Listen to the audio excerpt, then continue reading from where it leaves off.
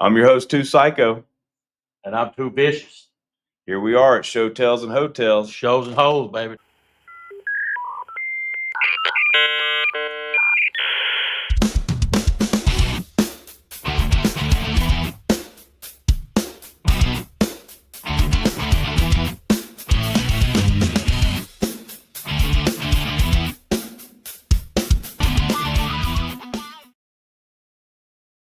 We apologize to the viewers. There will be excessive use of profanity in this podcast. I wanted to speak a little bit about the GoFundMe we started for our new wrestling promotion, TWO. TWO, the World Order.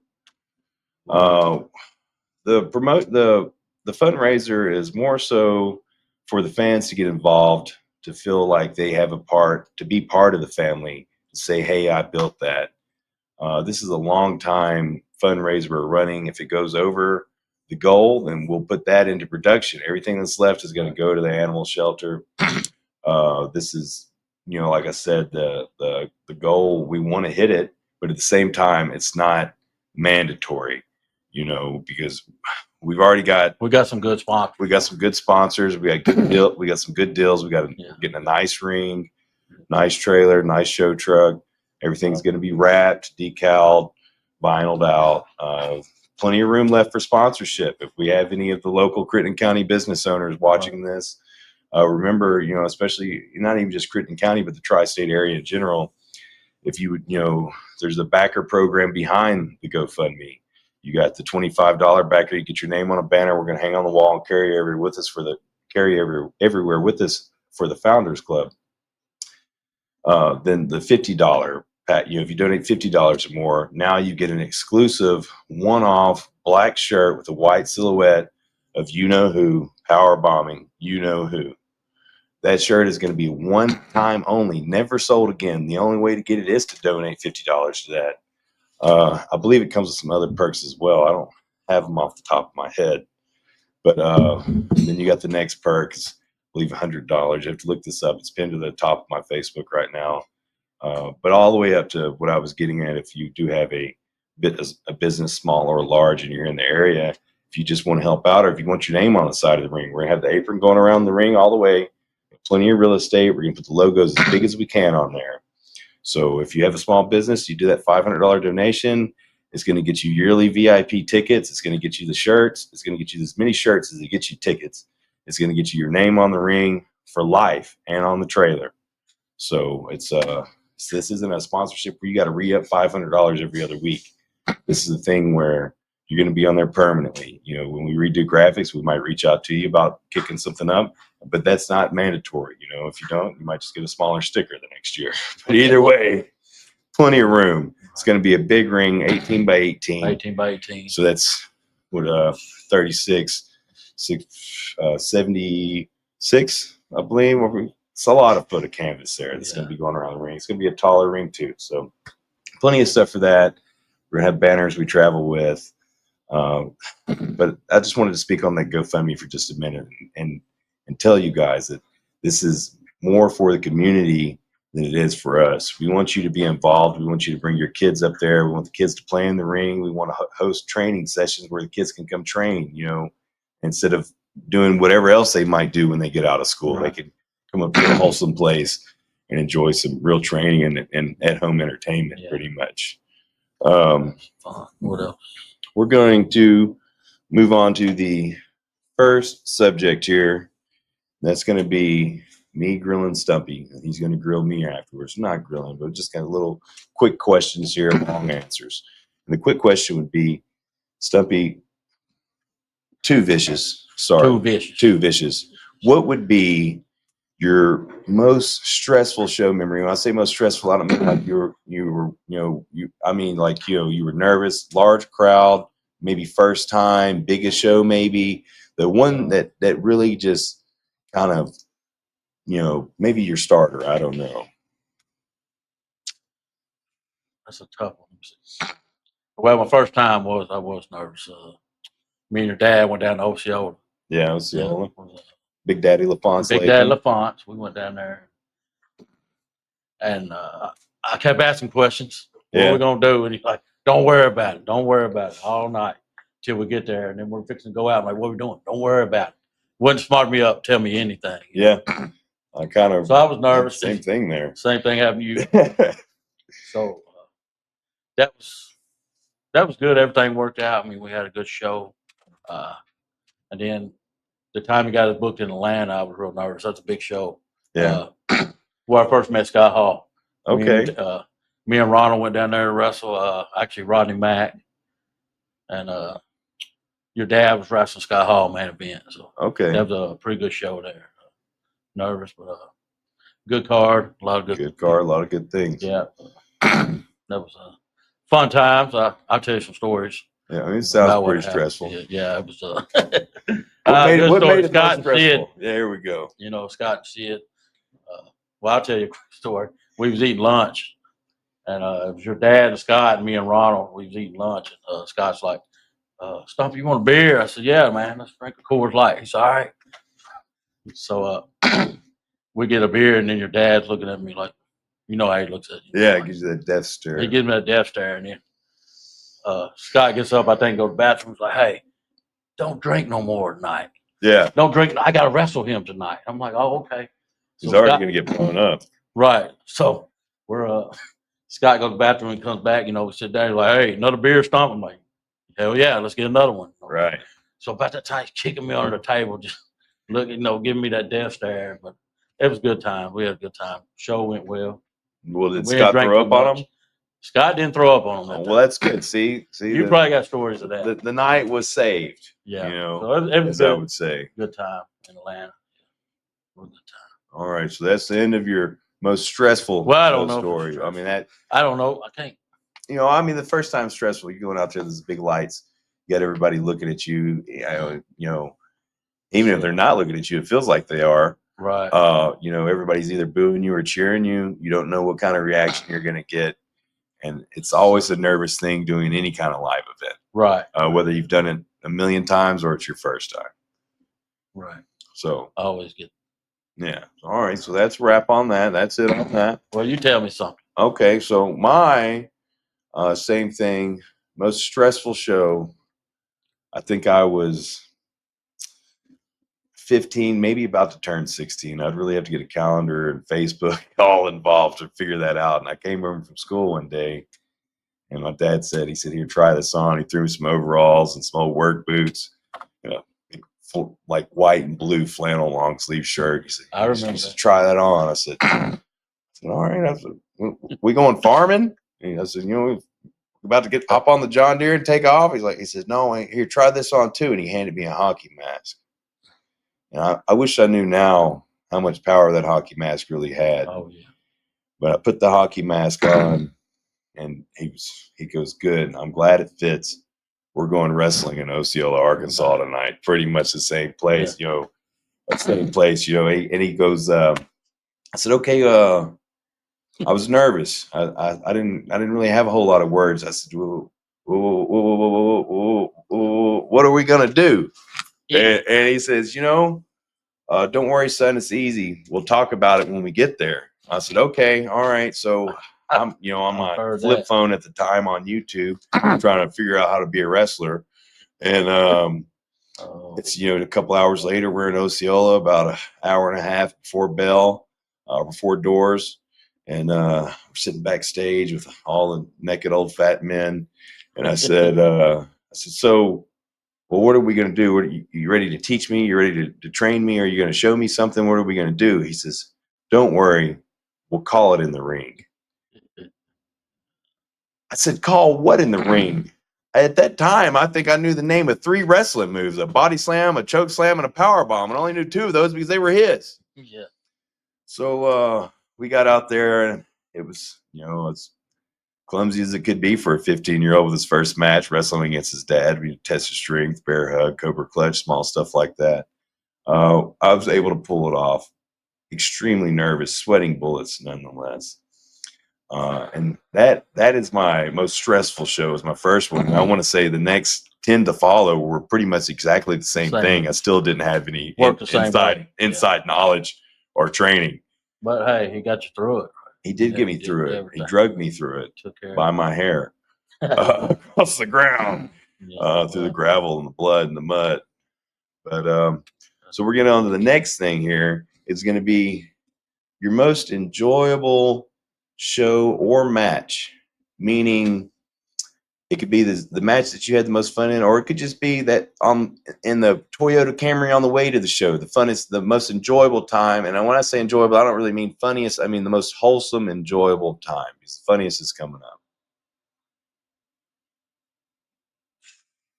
Fun show.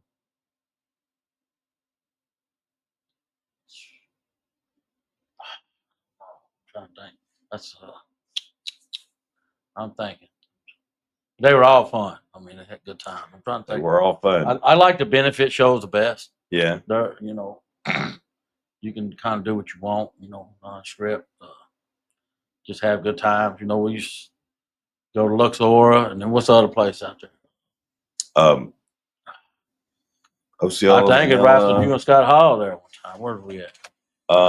We did Jonesboro a lot. Jonesboro a lot. We went to Luxor, and then there's another place out there past Osceola. I can't remember, but they were benefit shows. But they drew like 500-600 people. It was a good show. Yeah, fun shows. And that's a big thing about fun shows and 500 or 600 people. If you can put 500 people in a room that's made for 300, that's a better show than any sold out WWE house could ever dream of. You can't beat that energy in a small room oversold. But all the benefit shows, yeah, I enjoyed all the benefit shows. Yeah, I liked all those. I can't think of my favorite one just off, but it was good times. Good times. What about yours?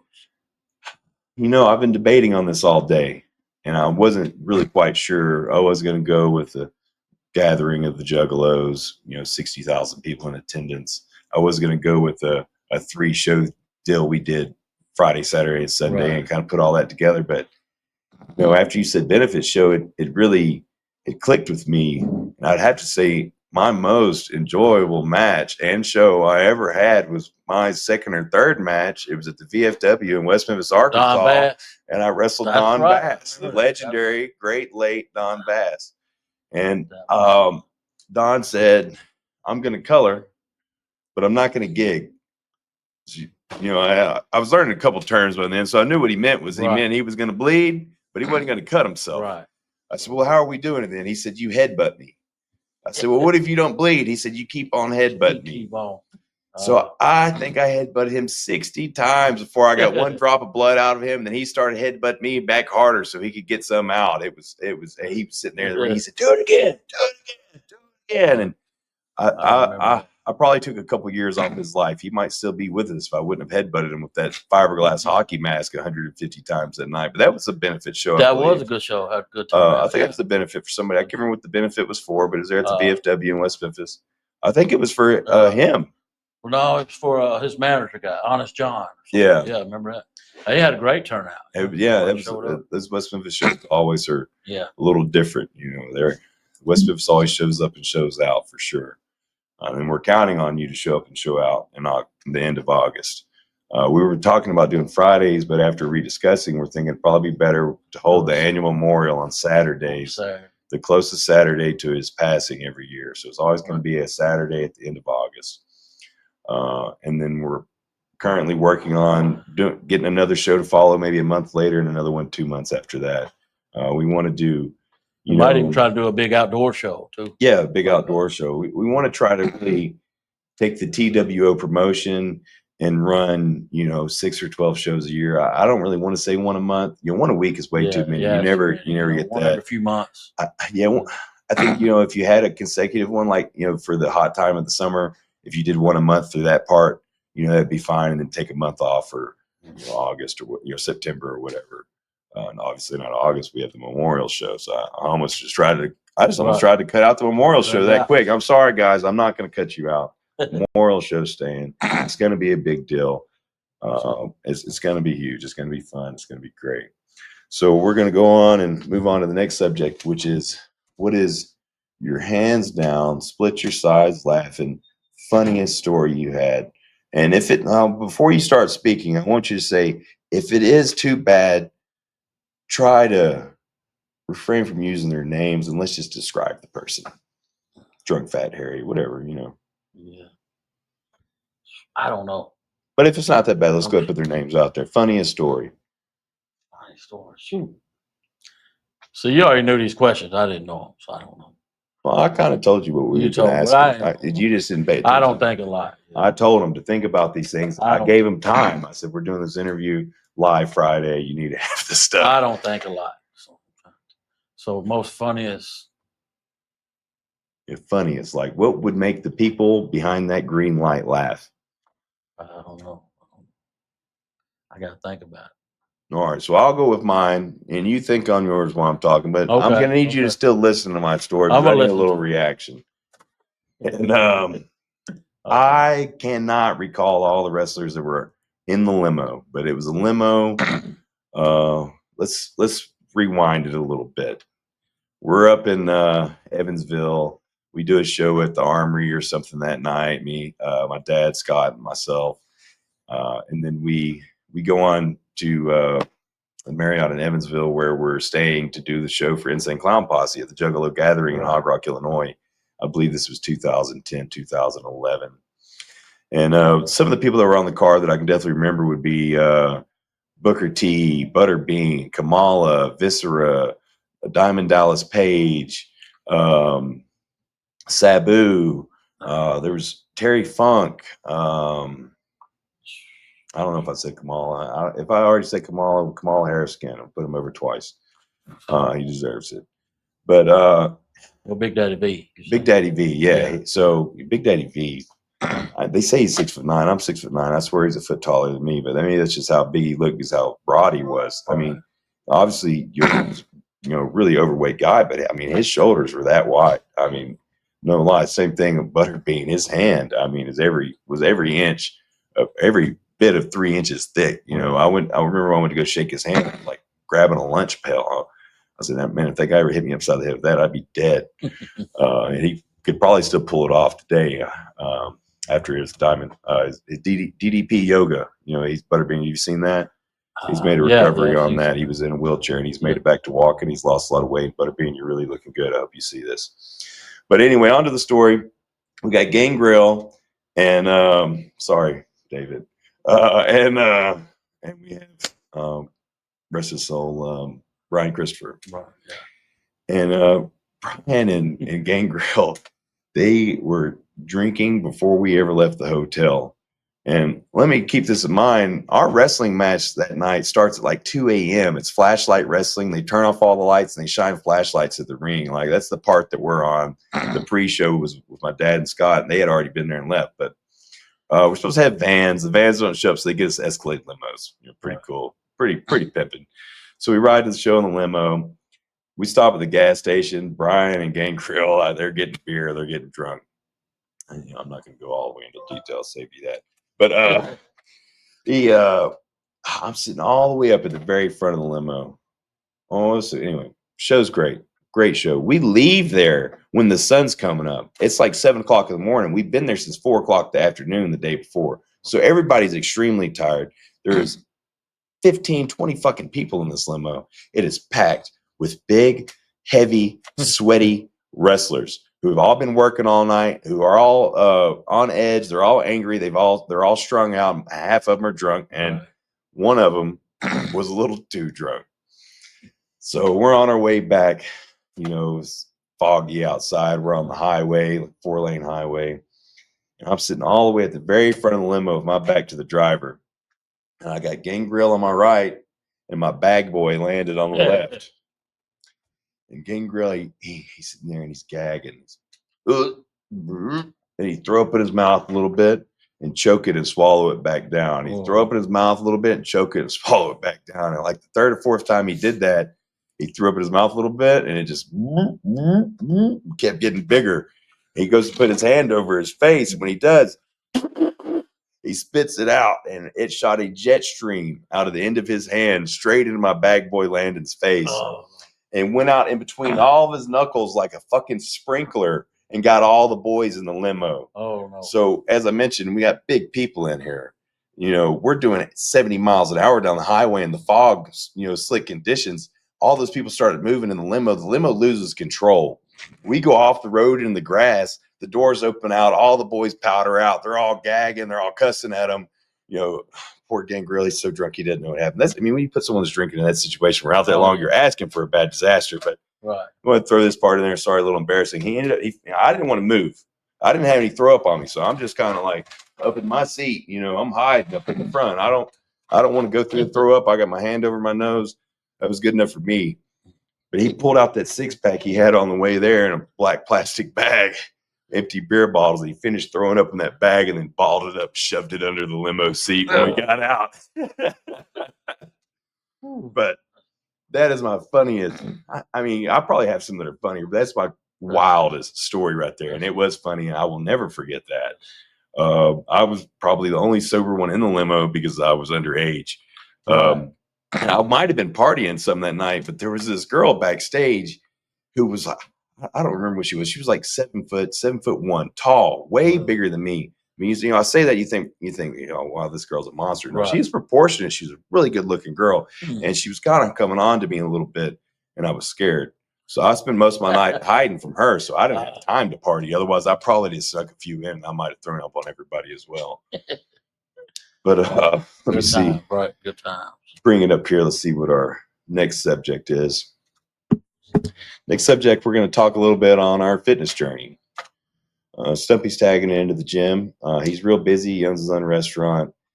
So when he's not lifting weights, he's lifting those pork shoulders and throwing them on the grill, those briskets. You know, those things aren't light.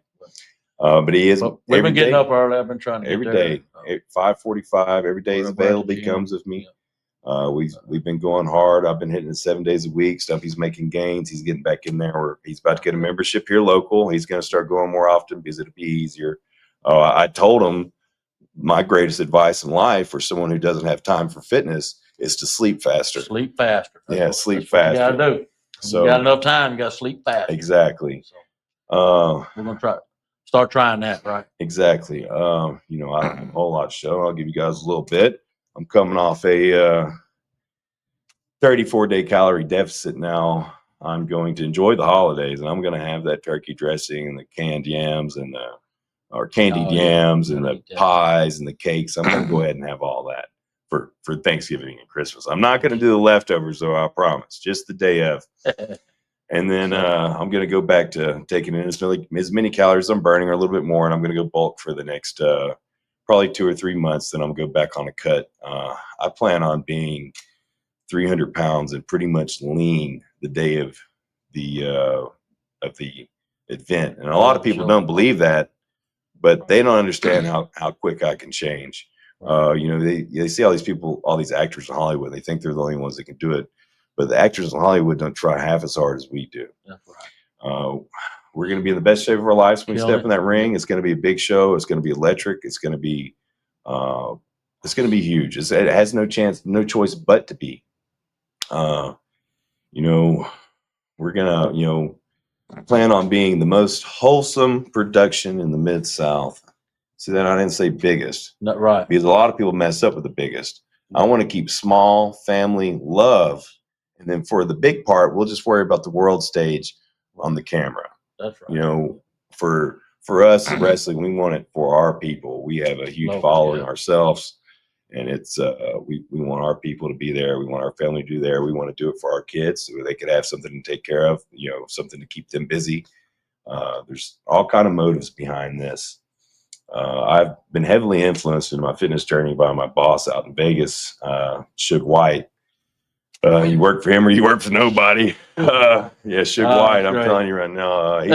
Suge White will more than likely be making an appearance as a special guest manager maybe that night. He really is electric, big guy, full of energy. But, you know, he's from New Jersey. So when I say he's from New Jersey, you think, oh, he's a northerner. Well, I mean, by he's from New Jersey, he's kind of a dick. Right. And, you know, and with somebody like me, that's what it takes, is to push my buttons. You know, to call me fat, to say, you know what you could do. You know, he really, and he did it out of love, but he motivated me so hard to where I'm not going to give up. And then, you know, and as soon as I started trying and I go home and I get my son, and my son is just, you're going to be a wrestler. You're going to wrestle. I can't wait. I can't wait. So now I have even more to do it for him. You know, a lot of people are, you know, been saying, why haven't they put your dad in the Hall of Fame? Mostly because they're fucking stupid. But anyway, and that's because for a long time they wanted him to be they wanted him to sign the Legends deal. They wanted him to do the Hall of Fame, and he wouldn't do it because he said that meant you rolled and washed up and you had more in the tank. He wanted an offer to come back and work a show or two a year, and they didn't give that to him. Right. That's what he wanted, and he had, 15 years after he broke his leg, he could have done that. Yeah.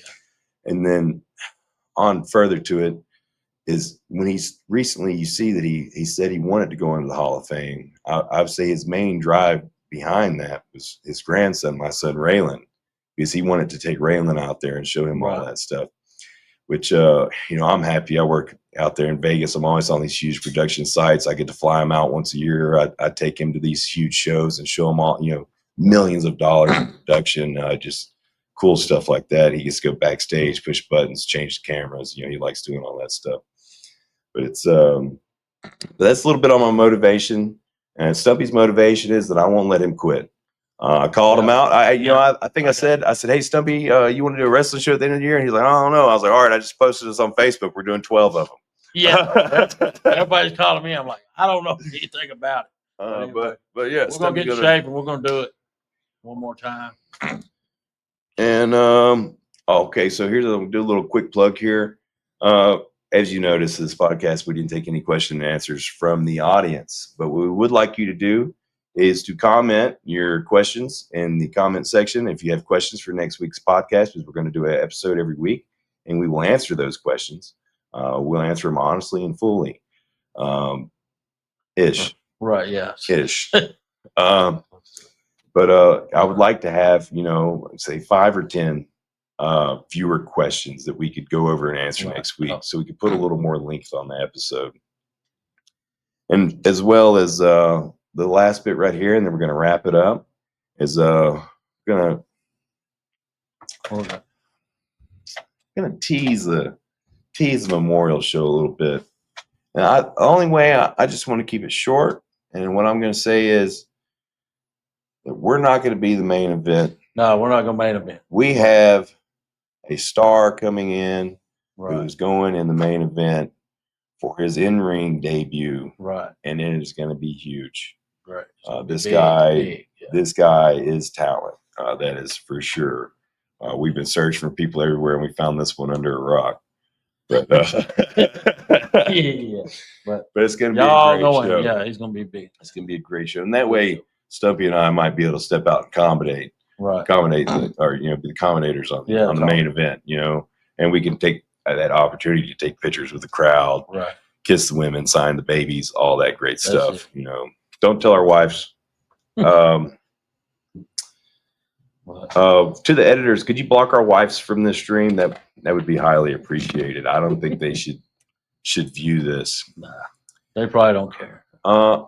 Maybe. I don't know how long we've gone, but I feel like we've touched about enough for this first episode. Right. Is there anything you want to say?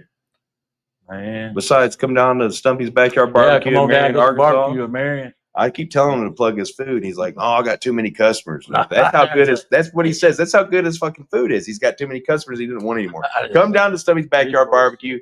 Get this man 5 years closer to retirement. 5 years closer. 5 years closer. And when I mean 5 years closer, I mean financially 5 years closer. I mean 5 years closer to dead. Yeah. But we got big things we're working on. I mean, we got 6 or 8 months. We got a little. We got 270 days, I believe. 270 days to get in shape, build this thing up. We're working. We got the ring, and the ring's already in motion. Got the trailer on the way.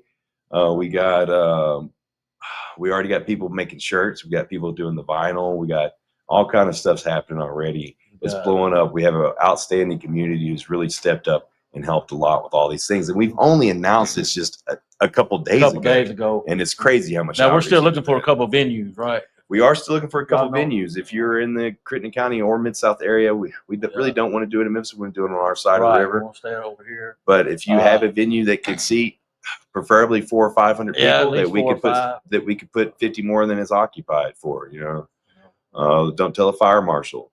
If you know the fire marshal, we'll pay him off. And then possibly even an outdoor show, maybe. And possibly, outdoor show. I know they've done wrestling out there at Esperanza before. You know, Right, I would yeah. entertain taking the ring We've out done there and that, doing yeah, a show. before, yeah. There's anything's possible. You know, we're going to be available for anything. You know, if you are a promoter yourself and you don't and you're out of business and you don't have a ring and you want anything, you want us to come into your town and do a show, we'll bring our Yeah, all promotion and we'll screw you over real bad with a real small cut. Yeah, And we'll put you over. take care of it. You know, we won't put you over financially, but we'll put you over. Right. But I think that's it for this podcast. I got 2 Sycho. 2 Vicious. We'll see you next time. TWO out.